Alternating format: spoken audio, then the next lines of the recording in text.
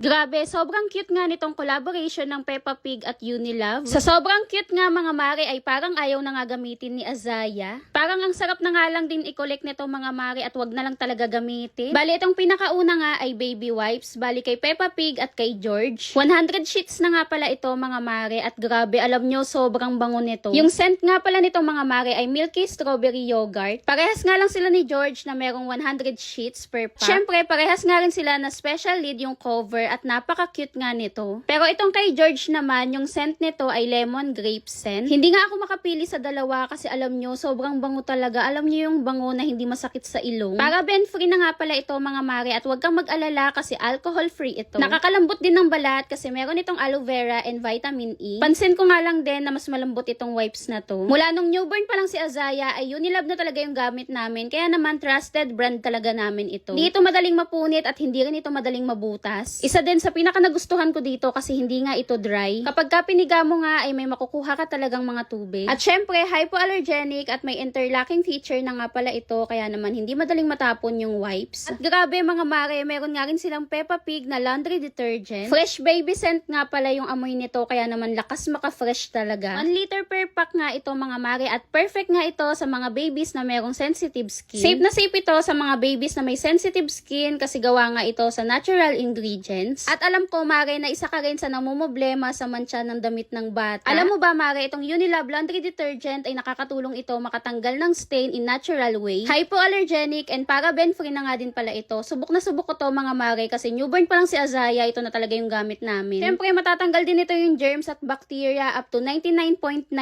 Kahit kaunti nga lang yung ilagay nyong sabon ay mabula na nga ito at hindi nga ganito mahirap banlawan. Hindi na natin kailangan gumamit ng matatapang na sabon para lang matanggal yung mga mancha ng damit. Kung may laundry detergent, syempre may fabric softener. Itong fabric softener naman mga mare ay kay George naman ito. Alam nyo, sobrang nakaka-addict yung amoy nito kasi sweet floral scent ito. Bali, meron nga pala itong 500 ml per pack. At syempre, safe na safe ito para sa may mga sensitive skin. Specially made for baby's clothes kasi ito mga mare. Dahil mga baby nga ang gagamit, syempre gawa nga rin ito sa natural ingredients. Hypoallergenic and paraben-free nga pala ito mga mare. At syempre, nakakapatay din ito ng 99.9% of germs and bacteria. Kahit nga isampay mo nga lang ito sa loob ng bahay ay hindi nga ito mag-aamoy kulog. Napakabango kasi nitong fabric softener ng Unilove. Yung amoy na hindi masakit sa ilong mga mare, kaya naman safe na safe nga ito sa mga baby na sensitive. Sa lahat nga, ito nga yung pinakagusto ko mga mare. Etong Unilove Slim Fit Baby Pants collaboration sa Peppa Pig. Grabe, sobrang cute kasi nitong mga mare at grabe talaga, sobrang in-improve nga nila yung lagayan nito. Yung lagayan kasi nitong mga mare ay resealable. Kaya naman kapag ka nabuksan mo na nga itong diaper na to ay pwede